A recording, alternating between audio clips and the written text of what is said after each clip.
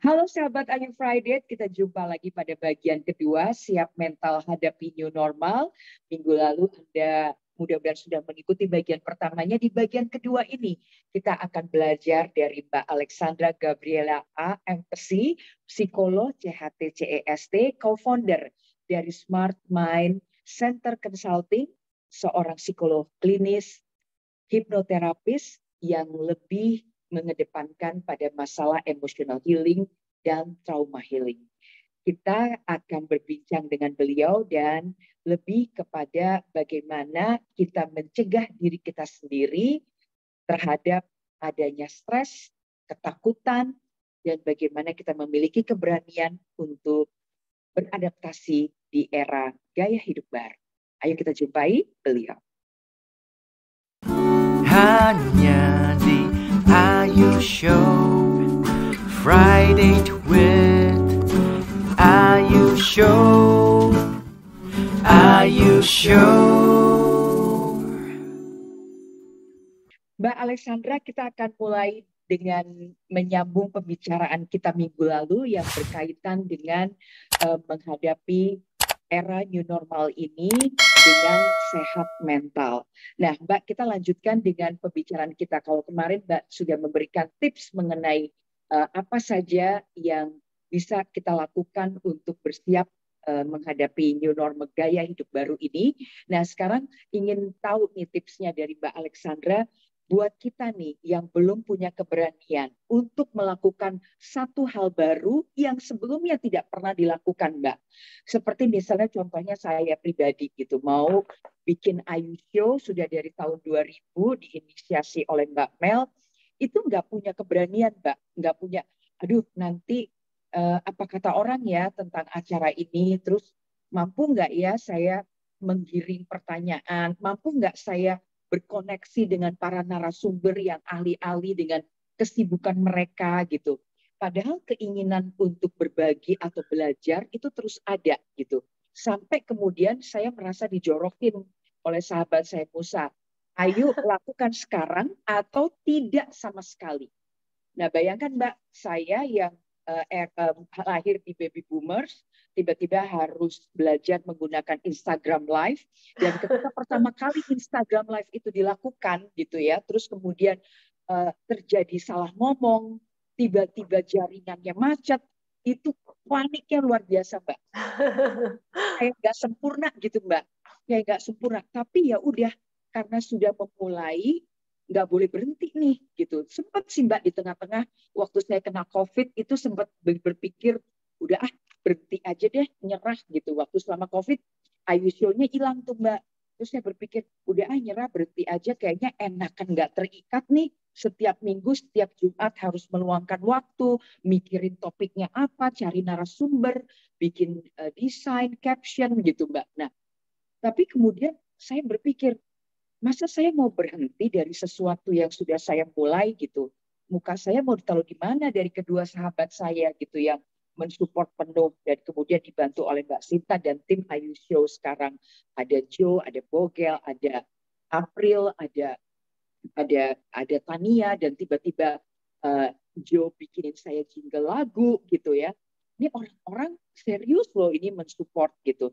Dan tiba-tiba seperti Mbak Alessandra, saya minta waktunya di tengah kesibukan mau gitu. Akhirnya ya udah Mbak, terus sampai sekarang ini berjalan.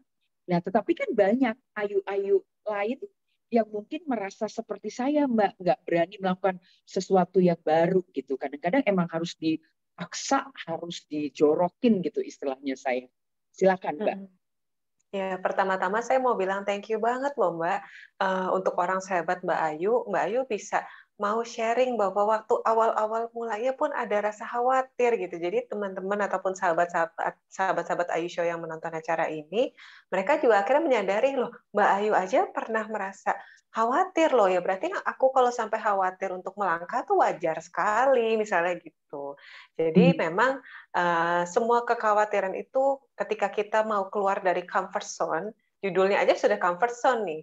Ketika kita mau keluar dari comfort zone, artinya kan kita keluar dari sebuah pola, yang mana manusia itu selalu hidup dalam pola gitu. Jadi ketika kita mau melangkah ke hal baru, mau mencoba hal baru, mau melangkah keluar dari pola kita pun akan menemukan sebuah kesulitan dan merasa terancam. Aku nggak safe lagi gitu. Cuma ada baiknya kita telaah sendiri, kita coba refleksikan. Atau kalau memang terlalu extremely kuat perasaan cemasnya, ada baiknya cari bantuan ke profesional. Apa sih yang membuat aku merasa cemas seperti ini? Misalnya tadi omongan orang akan seperti apa, respon orang akan seperti apa. Kira-kira lebih baik kita tanya ke diri kita, aku khawatir orang akan menganggap aku apa, kalimat yang tepatnya apa, lebih ke fisikku kah, lebih ke pembawaanku kah, atau mungkin ada omongan-omongan orang yang nggak enak, tapi spesifiknya seperti apa gitu. Nah, terus kita juga perlu ingat, kalau sampai ada orang yang ngomongin kita di belakang nih, ngomongin kita di belakang, artinya kan mereka tetap akan ngomong, artinya mereka posisinya tuh di belakang kita gitu. Jadi kita udah melangkah, dia masih di belakang, tapi dia ngomongin tetap aja kita udah di depannya mereka, begitu kan. Itu yang kita perlu ingat. Dan juga jangan lupa untuk membreakdown lebih kecil-kecil gitu. Jadi langkah-langkahnya apa sih yang perlu aku lakukan untuk melangkah ke depan ini? Step-step yang lebih sederhananya apa? Misalnya kalau kayak mau mulai untuk IG Live, ya sudah topiknya apa? Berarti kita harus belajar dulu cara aplikasi IG itu seperti apa. Untuk saya pribadi pun dulu awalnya kesulitan, Mbak, gitu. Karena saya dulu fokusnya praktek terus. Tiba-tiba disuruh praktek online, kelabakan. Kok nggak ada kegiatan nih, kok rasanya kosong gitu kan. Banyak pasien online saja gitu. Akhirnya merambah lagi, perhatikan dulu, coba-coba dulu. Jangan lupa juga punya tim yang support. Tim itu bisa suami, bisa istri, bisa teman-teman dekat, yang intinya selalu ngingetin, ayo bikin topik, ayo bikin tema gitu. Jadi tim kita yang memang kerja bareng-bareng, yang memang akan selalu support kita dan ngingetin jadwal kita. Dan soal respon orang lain, saya punya sedikit analogi nih, Mbak. Mungkin kalau boleh saya share di sini? Boleh, boleh. Boleh ya. Dengan Jadi senang hati, Mbak. dengan senang hati, oke. Banyak banget orang yang bilang kalau aku begini nanti orang bakal ngomong apa, padahal sebenarnya ya cuma diomongin dan nggak ada efek apa-apa kan sebenarnya gitu. Nah, Benar saya juga ya. seringkali menanyakan ke pasien-pasien saya yang punya kekhawatiran seperti itu. Andai kan seorang perempuan yang sangat cantik sekali, ada seorang perempuan yang nilai cantiknya 10, dia selalu mendapat respon positif, respon cantik dari semua orang. Jadi dia tahu bahwa dia cantik. Lalu dia dinikahkan sama seorang yang tunanetra. Dan sejak menikah dengan orang yang tunanetra ini, nggak pernah sekalipun dia dapat pujian cantik misalnya. Dan setelah itu dia merasa, kok aku jelek ya? Kok nilai cantikku kayaknya berkurang ya? Apa aku nggak cantik lagi? Nah, menurut Mbak Ayu gimana, Mbak? Dia menurut saya adalah dia tidak memahami bahwa pada kenyataannya dia menikah dengan seseorang yang memang tidak bisa melihat secara fisik dan visual, tetapi bahwa ada hal lain yang bisa dinilai cantik yang tidak hanya secara fisik. Misalnya dari bagaimana kita membangun hubungan dengan pasangan kita. Kita kan bisa bertanya, apa yang kamu rasakan tentang saya? Apa yang kamu nilai tentang perilaku saya terhadap kamu, terhadap keluarga? Jadi tidak semata-mata harus secara fisik dan visual. Mungkin dia lupa bahwa pasangannya itu buta secara mata visual, tapi tidak masih buta bisa hati. bisa melihat yang lain ya, masih bisa Betul. merasakan hal lain. Kecantikannya tidak berubah kan, hanya karena dia tidak mendapat feedback bahwa dia cantik sebenarnya. Oke. Ya, kita bisa simpulkan kecantikan dia tidak akan berubah hanya karena ada orang lain yang nggak bisa melihat. Value diri kita pun, harga diri kita, potensi kita nggak akan pernah berubah hanya karena ada orang yang nggak bisa menghargai orang lain.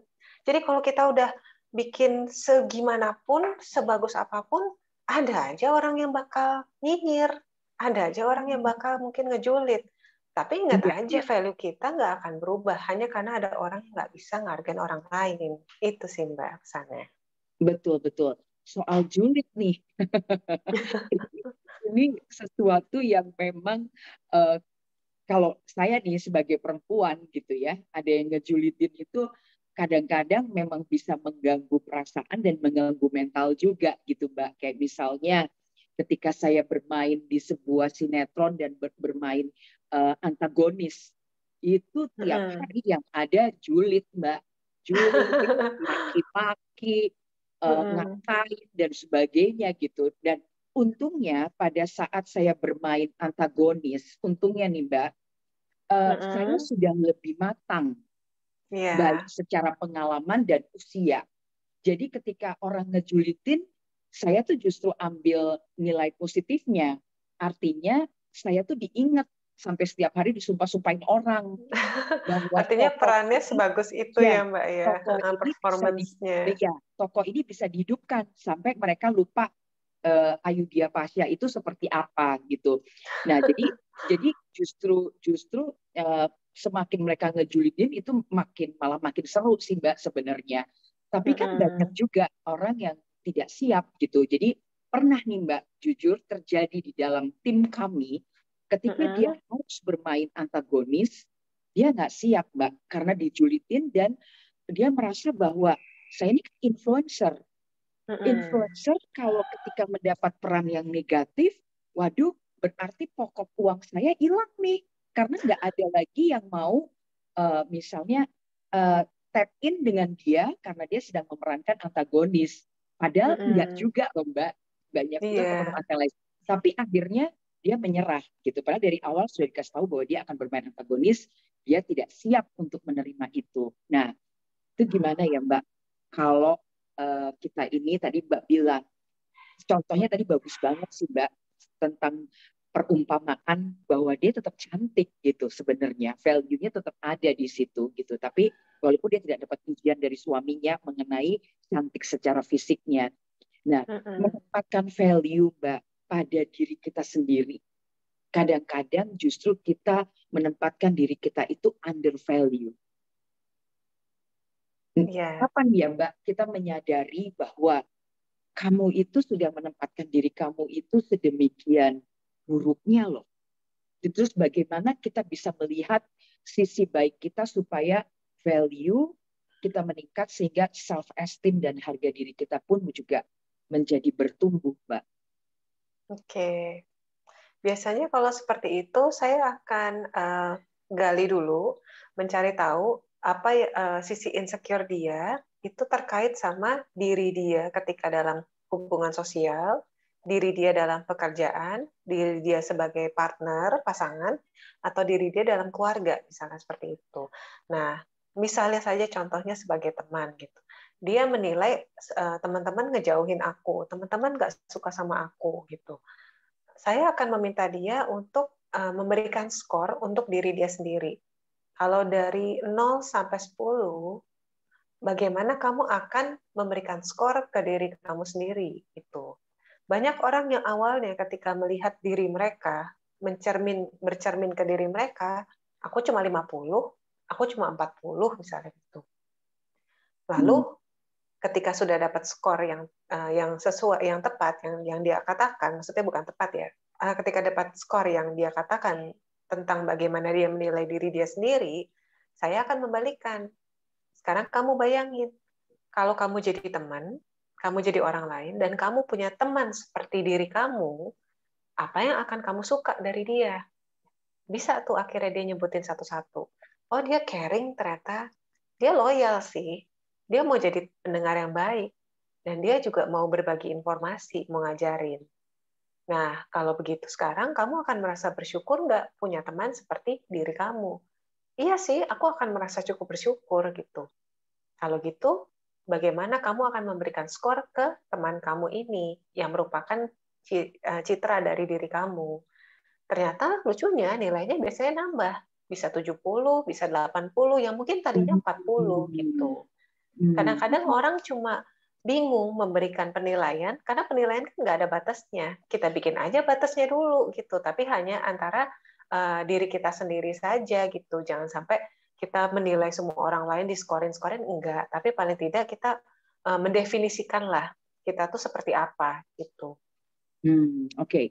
Nah, lalu bagaimana Mbak kalau perasaan-perasaan karena sekarang kan kita berada di era digitalisasi di mana sosial media itu menjadi hal yang mau nggak mau kita masuk ke dunia itu gitu Mbak. Saya dulu sempat yang anti nggak akan masuk ke sosial media, tapi pekerjaan saya di entertainment Mbak. Jadi sama tuh Mbak, teman-teman udah mulai duluan, saya baru mulai belakangan. Dan itu pun juga postingnya jarang-jarang gitu Mbak.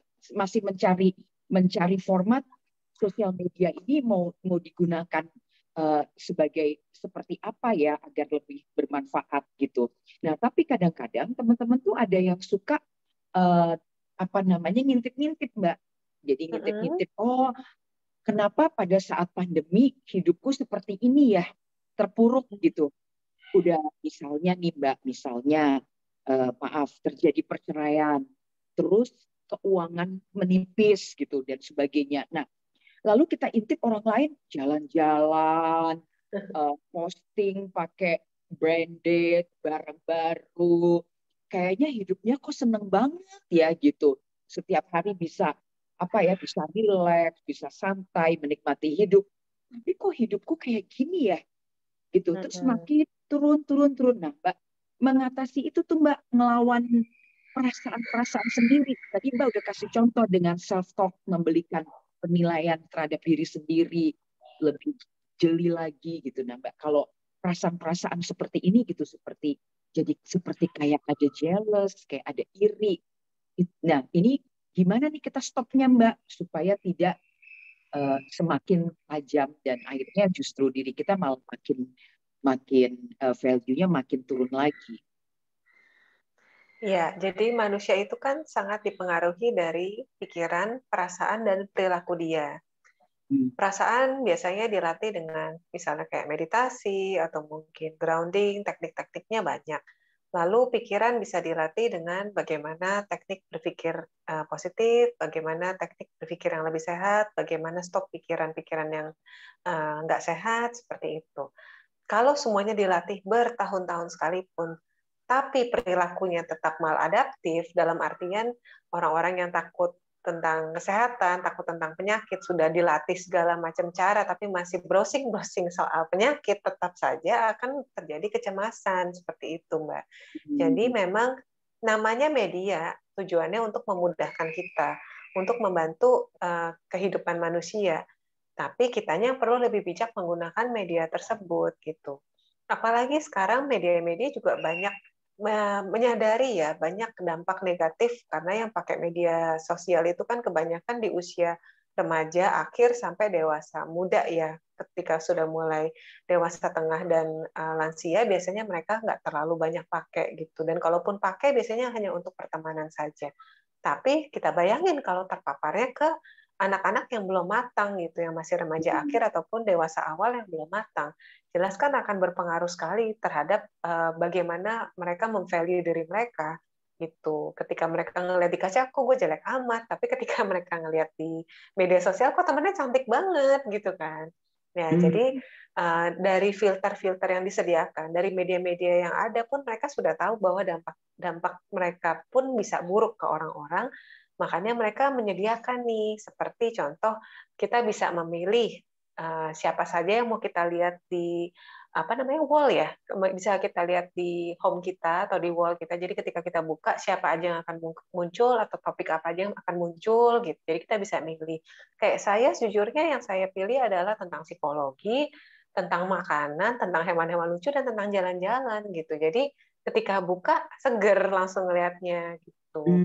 Terus juga untuk orang-orang yang mungkin toksik gitu, untuk follower-follower kita ataupun orang-orang kita follow yang mungkin toksik dan seringkali memberikan komen negatif, kan banyak sekali ya, apalagi untuk seorang public figure itu rentan sekali terkena komen-komen negatif dari netizen.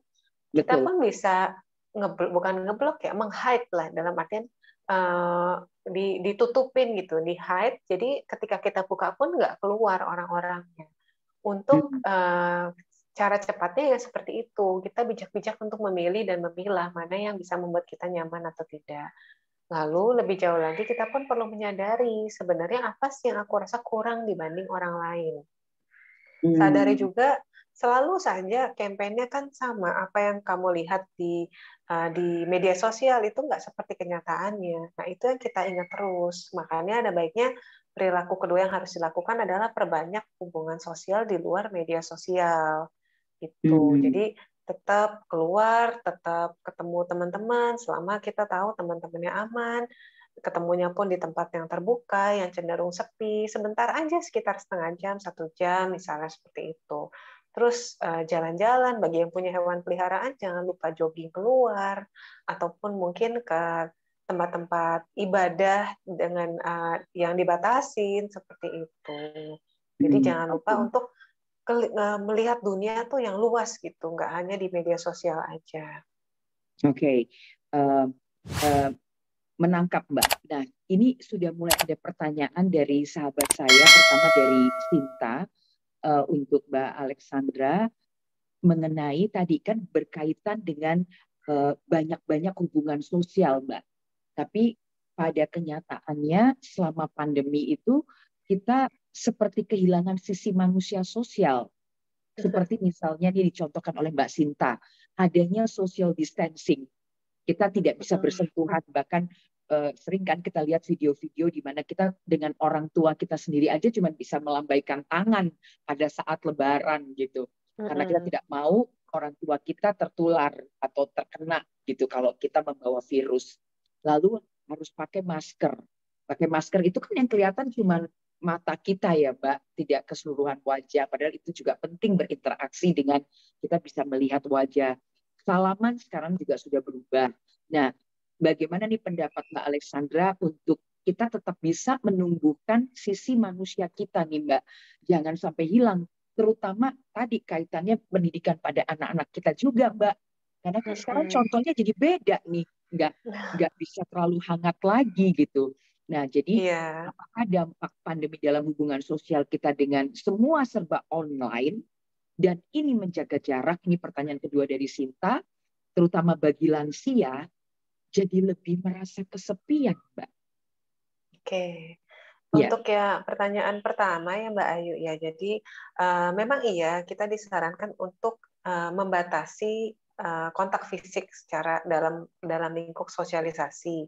Tapi bukan berarti kita disuruh untuk stop sosialisasi gitu. Jadi tetap lakukan hal yang sama yang biasa kita lakukan ketika bersosialisasi secara fisik, tapi dilakukan secara daring, terutama kalau orang yang mau kita ajak bersosialisasi itu orang-orang yang mungkin beresiko ya ada penyakit bawaan kah atau sudah lansia kan, misalnya seperti itu.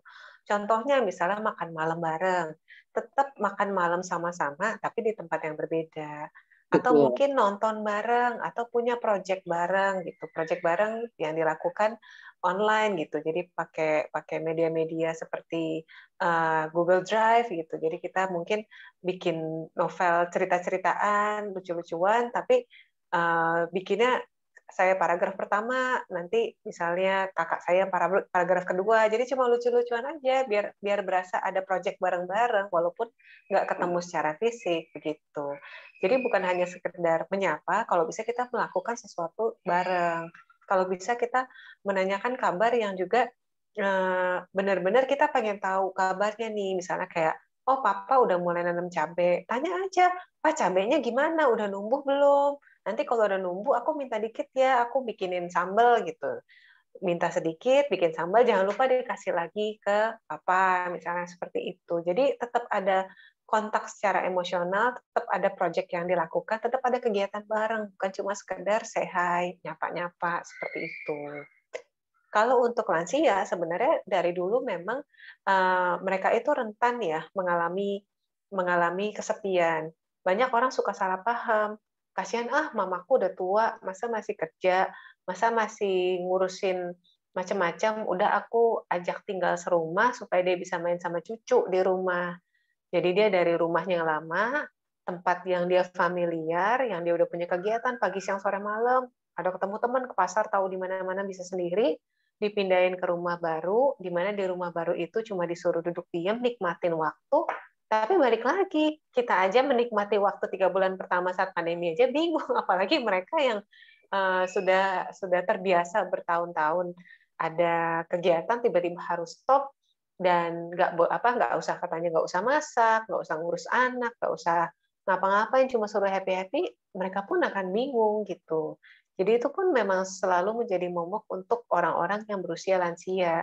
Di saat kita sendiri tuh, di saat anak-anaknya atau mungkin cucu-cucunya suka salah paham, pengennya bikin mereka nyaman, pengennya bikin mereka santai, tapi ternyata itu yang bikin kondisi fisik dan mental mereka menurun, seperti itu.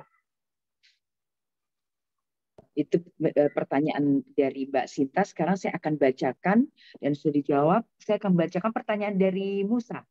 Apa indikasinya jika seseorang atau saya pribadi mengalami gangguan kesehatan mental? Karena kadang hal tersebut tidak disadari, bahwa misal ada trauma, ada luka batin yang memang tidak kita sadari karena umumnya kita merasa oke-oke saja gitu, kelihatannya baik-baik aja, bahwa ternyata kemudian ada gitu dan mungkin satu saat akan meletus gitu dengan cara yang ekstrim gitu Mbak. Nah, itu menandainya gimana Mbak bahwa kita ada gangguan kesehatan mental ini? Yes, ini pertanyaan yang sangat bagus sekali dan banyak juga yang pada akhirnya menanyakan saya secara personal lewat DM. Sebenarnya aku udah butuh ke psikolog atau belum gitu. Jadi memang batasannya seseorang dikatakan ada gangguan atau tidak adalah ketika terjadi impact atau dampak negatif ke diri sendiri berdasarkan gejala yang dia rasakan ataupun ataupun ke orang lain gitu. Contoh untuk orang-orang yang depresi itu, mereka cuma nggak makan aja gitu, cuma nggak keluar kamar nggak makan. Sebenarnya nggak memberikan dampak negatif ke orang-orang sekitarnya, orang cuma di kamar kok. Tapi kan merugikan diri sendiri ketika kondisi fisiknya menurun, ketika ada penyakit-penyakit penyerta seperti sakit mah kah, atau mungkin jadi insomnia kah, dan berpengaruh ke kondisi fisik yang lainnya gitu. Itu efek ke diri sendiri. Atau orang yang suka marah-marah gitu. Jadi untuk orang-orang yang suka marah-marah, mungkin dia ngerasa aku puas setelah marah, aku nggak ngerasa terbebani lagi. Kayaknya apa yang ada di dada ini bisa keluar. Gitu. Keluar. Tapi buat orang lain kan ada dampak negatifnya. Nah itu juga termasuk sebuah gangguan. Intinya kita melihat dari sisi psikososialnya. Apakah dia masih bisa menjalankan kehidupannya dengan nyaman atau tidak. Walaupun memang iya kita butuh sedikit rasa tidak nyaman untuk berkembang, tapi overall apakah rasa tidak nyaman itu menjadi sebuah stresor yang memberikan dampak negatif ke kita seperti itu. Kayak gitu sih Mbak kurang lebih. Oke, ketika itu ada berarti kita memang harus bertemu dengan ahlinya ya Mbak ya. Betul. Ke Mungkin psikolog misalnya. Kalaupun memang belum masih berasa ini ya, belum yakin aku udah harus ke psikolog atau belum, cari saja ke konselor gitu. Konselor yang dari bidang, misalnya orang-orang kan sukanya dari bidang agama dulu ya. Kalau misalnya yang muslim ke ustadz dulu, ataupun yang Kristen atau Katolik ke Pendeta. pendeta dan pastor dulu, seperti itu. Jadi tukar pikiran dulu. Kadang-kadang ada juga lembaga-lembaga yang menyediakan konselor awam gitu. Nah, kalau memang dirasa oh kayaknya masih belum terbantu, dan biasanya dari konselor awam ataupun profesional yang bukan di bidang kesehatan mental, mereka akan mengarahkan ke profesional yang lebih tepat seperti itu. Atau mungkin ke sahabat ya yang kita percaya ya Mbak ya. Boleh, Kita itu juga bisa. tadi Mbak bilang sebagai support system kita itu ya Mbak, yang circle kita ini. Nah, berkaitan dengan circle terdekat nih Mbak, kira-kira mencari, kan tadi Mbak bilang di new normal ini kita memang tetap butuh harus berhubungan sosial, berinteraksi sosial, bersilaturahmi. Nah, membangun hubungan dengan memilih sahabat yang istilahnya bisa saling mensupport, kita bisa saling tumbuh bersama. Itu gimana sih Mbak caranya untuk menemukan sahabat yang seperti itu gitu Mbak? Karena dalam pengalaman saya, kalau kita mempunyai sahabat-sahabat yang betul bisa tempat kita curhat, tempat kita istilahnya menelanjangi diri kita lah Mbak gitu. tapi dia kemudian bisa membantu kita, mengarahkan kita. Itu kan support system yang sangat kuat gitu, Mbak. Nah, itu menemukan hal seperti itu tuh seperti apa, Mbak? Karena kadang-kadang kita juga suka ketemu nih kayaknya sahabat, tapi ternyata enggak, Mbak. Iya, banyak sekali. Dia musuh dalam selimut kita, Mbak. Iya, memang agak sulit ya, dan untuk Hmm. orang-orang yang merasa punya satu atau dua orang aja yang dekat sama mereka dan bisa menjadi support system, kita tuh harus bersyukur gitu, karena menemukan orang-orang seperti itu tuh sangat sulit. Tapi di satu sisi banyak juga orang yang merasa aku kok nggak punya sahabat ya, tapi Hmm. mereka lupa merekanya yang nggak mau terbuka sama orang, yang kurang bisa terbuka sama orang lain. Pertama-tama kita harus tahu dulu bahwa semua orang ada baiknya, ada jahatnya. Bukan berarti seseorang yang jahat itu benar-benar harus kita jauhin, enggak. Tapi paling tidak kita harus mencari orang yang cocok sama kita, yang bisa, yang pikirannya, sudut pandangnya mirip lah, paling nggak, kalau nggak sama ya paling nggak mirip. Dan yang terpenting adalah orang-orang yang bisa menghargai kita. Jadi kalau belum baru dicurhatin udah bilang, ih mending kamu begitu, aku begini, itu lebih baik coba pikir-pikir lagi apakah dia cocok jadi sahabat atau tidak. Intinya Hmm. adalah ketika kita berada sama mereka, kita nyaman nggak? Mereka ketika dengar cerita kita, mereka itu mau dengerin atau malah ngejudge. Nah, itu kunci awalnya, seperti itu, Mbak. Dan kitanya pun juga mau terbuka sama mereka. Kalau kita ngerasa aku nggak punya teman dekat, coba tanya deh, apa yang bikin kita ngerasa insecure untuk cerita ke orang lain? Takut disebarin kah? Takut kelemahanku dijadikan senjata kah? Karena ternyata mungkin kitanya yang nggak mau cerita sedikit ke orang. Tuh, makanya kita ngerasa nggak punya sahabat. Tuh. Hmm. Oke, oke. Oke, terima kasih Mbak Alexandra untuk jawaban mengenai kaitannya kita dalam mencari sahabat, mana yang true friends dan sebagainya. Nah, ini ada pertanyaan nih dari Meliana sahabat saya berkaitan dengan istilah bagaimana kita mengenali orang yang disebut dengan sosiopat dan apa perbedaannya dengan psikopat. Nah, ini jujur saya baru dengar nih Mbak, istilah sosiopat ini juga mungkin boleh di dijelaskan Mbak, apa artinya. Kalau psikopat sering lihat di film-film Mbak, seperti Oke. Silence of the Lamb gitu yang dimainkan oleh Anthony Hopkins gitu kan, lebih ke psikopat. Silakan Mbak. Ya, jadi kalau dalam dunia psikologi, kita sebut ada beberapa gangguan kepribadian. Gangguan kepribadian adalah kepribadian-kepribadian seseorang yang bisa dikatakan maladaptif untuk beradaptasi untuk dirinya sendiri ataupun untuk ketika mereka dalam lingkungan sosial gitu. Jadi untuk sosiopat sendiri adalah sebuah term yang menjelaskan seorang individu yang punya masalah gangguan kepribadian hingga mereka nggak bisa beradaptasi secara nggak bisa menghargai ya hak-hak orang lain dalam moral, dalam lingkup sosial, dan mungkin mereka nggak mau ini apa nggak mau beradaptasi ngikuti norma-norma yang ada seperti itu. Nah, itu yang disebut dengan sosiopat.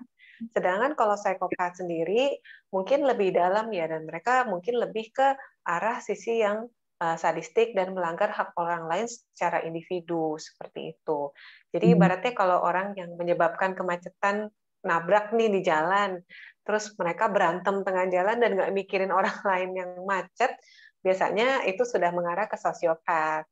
Tapi kalau misalnya untuk pacar-pacar yang toksik ataupun teman-teman yang toksik yang sampai pokoknya temennya itu dibikin nggak punya nggak punya value ke diri dia, rasa percaya dirinya turun, informasi privasinya atau mungkin foto-foto privasinya disebarkan sampai bikin dia malu dan kehilangan harga diri, nah itu termasuk psikopat misalnya gitu. Jadi Oke. ranahnya ke sana. Berarti sosiopat itu tadi Mbak berkaitan dengan moral ya. Iya. Kadang-kadang mereka itu justru melanggar nilai-nilai moral itu sendiri, begitu Mbak. Betul. Itu tanpa dia Dua. sadari ya Mbak ya. Biasanya tetap dia sadari. Biasanya mereka sadari, mereka tahu, tapi mereka nggak merasa itu penting untuk dilakukan, atau malah lebih ke ya kalau nggak menguntungkan aku, kenapa aku harus melakukan? Malah mereka mungkin melawan gitu, seperti itu. Seperti orang-orang yang senang menyebar teror, seperti orang-orang yang mungkin mau menunjukkan kekuasaan dengan kekerasan gitu. Kita perlu curiga adanya sosiopat itu. Oke. Penyebabnya apa, Mbak? Kok bisa muncul yang sosiopat ini? Kadang-kadang memang dia ingin menunjukkan kekuasaannya dengan powernya dia. Tadi salah satunya begitu ya, Mbak ya. Itu Ya. penyebabnya apa? Ini dari Mbak Sinta pertanyaannya. Kalau sosiopat itu biasanya mereka lebih banyak faktor nurture ya, jadi dari pengalaman semasa hidup dia, pola asuh yang ditanamkan, apakah ada dogma, apakah ada trauma yang membuat mereka seperti ya buat apa aku ngikutin norma-norma masyarakat gitu. Tapi kalau untuk psikopat sendiri dalam penelitiannya memang lebih banyak faktor genetik gitu. Jadi biarpun ada faktor nurture, tapi faktor genetiknya pun ada gitu, Mbak. Oke. Makanya mereka sampai bisa berperilaku yang cukup sadis, yang sampai menyakiti dan bisa dikatakan bukan hanya merugikan orang lain, tapi bisa sekeji itu kepada orang lain gitu. Oke. Jadi sosiopat itu lebih pada nurturing ya, Mbak, daripada genetik ya. Kalau psikopat selain nurturing juga ada genetiknya. Biasanya Betul. begitu. Biasanya seperti itu. Oke, terima kasih, Mbak. Terakhir nih, Mbak. Anak-anak nih, Mbak. Karena anak-anak itu juga kita bicara lagi soal sisi manusiawi, tapi yang anak-anak nih, Mbak. Karena sebagian daripada anak-anak atau generasi dalam 2-3 tahun ini itu menjadi generasi yang berbeda ya, karena mereka bersentuhan dengan orang, bergaul dengan orang, itu semua melalui teknologi digital. Lebih banyak ke arah sana, Mbak, berhubungannya. Pun kalau bertemu, mereka juga harus menjaga jarak. Nah, bagaimana ketika katakanlah misalnya pandemi ini sudah menjadi endemi, apa yang harus kita perhatikan sebagai orang tua agar anak-anak kita bisa bertumbuh dengan mempunyai sisi kemanusiaan yang baik, Mbak. Oke, Karena sebelum 3 menjadi tahun itu kan lama ya, Mbak ya. betul sudah terbentuk memang. Jadi anak-anak sekarang ini lebih banyak yang cemas ketika bertemu dengan orang lain karena memang dari respon mamanya juga gitu. Ketika seorang anak lagi diajak jalan-jalan terus mau nyamperin seorang tetangga yang mungkin dulunya sering main bareng, pasti kita responnya kan, bentar lagi banyak penyakit gitu. Pasti kan banyak juga yang merespon seperti itu. Betul. Jadi seperti terbentuk pola pikir di anak-anak bahwa orang lain itu adalah ancaman. Jadi bukan virusnya, karena virus itu kan nggak kelihatan ya buat anak-anak. Yang dia lihat adalah orang lainnya gitu. Nah, untuk memulihkan persepsi tersebut, ada baiknya kita coba ajak lagi nantinya ketika masih dalam kondisi pandemi, kita bisa berikan film-film yang bertema sosialisasi. Kan banyak yang lucu-lucu ya, yang dimana anak-anak masih suka main, anak-anak di film itu atau di kartun itu masih suka main satu sama lain. Mulai dari film dulu, atau pakai boneka. Jadi kita sambil ngomong, ini karena lagi pandemi, karena lagi banyak virus, kita nggak ketemu orang. Tapi si Boni sama si Dani masih boleh main nih, sambil kita peragakan bahwa mereka akan main bareng seperti itu. Jadi pakai permainan untuk melatih sosialisasi mereka. Tinggal kita bilang nanti kalau sudah selesai pandemi, kita main lagi ya di luar ya, seperti itu. Dan kalau memang sudah menjadi endemik, artinya kan semua sudah lebih kondusif ya. Ajak mereka pelan-pelan keluar dan usahakan untuk memandirikan mereka. Jadi dalam artian ketika mau ngobrol sama orang, biar mereka yang nanya. Ketika mereka mau belanja, mau beli sesuatu, biar mereka yang beli sendiri gitu. Jadi biarlah mereka terbiasa untuk ngomong lagi sama orang asing ataupun sama orang-orang di sekitar kita. Gitu kira-kira, Mbak. Oke. Jadi memang peran orang tua menjadi sangat penting untuk memberikan kesempatan kepada anak-anaknya, terutama dalam interaksi sosial itu berani berkomunikasi ya Mbak ya. Tapi tetap Betul. karena kita masih dalam posisi prokes dan sebagainya, itu pun dilakukan. Nah mudah-mudahan dalam waktu dekat prokesnya juga sudah mulai longgar, pandeminya juga sudah mulai endemi karena kita semua juga sudah melakukan vaksin, sudah booster dan sebagainya. Nah, terakhir Mbak, adakah take home message untuk sahabat Ayu agar kesiapan mental, kita juga berharap mental kita semua sehat ya, untuk menghadapi kesempatan baru, gaya hidup baru ini gitu. Adakah yang ingin Mbak sampaikan dengan pengamatan Mbak dari apa yang Mbak temukan di Smart Mind Center itu sendiri, Center Consulting itu sendiri, ataupun yang Mbak amati dari kondisi sosial yang ada? Oke, jadi social distancing bukan berarti kita harus stop bersosialisasi. Banyak aspek lain yang perlu kita dukung untuk diri kita ataupun untuk anak-anak, biar gimana mereka generasi masa depan ya, selain tentang kesehatan mereka gitu. Jadi kita boleh takut, kita boleh khawatir, tapi bukan berarti kita nggak mengajarkan mereka untuk tetap bersosialisasi ataupun memenuhi dan melatih aspek-aspek kehidupan mereka lainnya, seperti bersosialisasi kah, beradaptasi kah, mandiri kah, atau mungkin untuk sensorik dan kemampuan motoriknya gitu. Banyak orang tua yang saking takutnya sampai nggak mau ngajak anak-anaknya main di tempat-tempat kayak permainan anak, padahal itu kan ketika mereka bergerak, mereka sedang melatih otak mereka untuk berkembang gitu. Anak-anak itu kan mengembangkan kognitifnya, mengembangkan dirinya, mengembangkan pikiran dan otaknya itu lebih banyak dari permainan gitu. Jadi jangan lupa juga bahwa mereka butuh itu. Kita juga butuh sosialisasi, bukan sekedar jaga kesehatan. Tetap prokes, tapi pertahankan dan usahakan untuk tetap menjaga komunikasi dan sosialisasi gitu. Baik, oke. Terima kasih Mbak Alexandra untuk perbincangan kita hari ini. Sahabat Ayu Friday, bagaimana? Apakah sudah siap atau mau mempunyai keberanian untuk melakukan atau menggali kemampuan apa yang bisa kita persiapkan untuk menghadapi new normal ini? Jangan-jangan hobi Anda bisa menghasilkan sesuatu yang bisa memberikan manfaat bagi Anda, bagi lingkungan Anda, dan bagi masyarakat. Berani mencoba? Kenapa tidak? Sampai jumpa di Ayu Show berikutnya. Hanya di Ayu Show, Friday with Ayu Show. Hanya di Ayu Show, Friday with Ayu Show, Friday with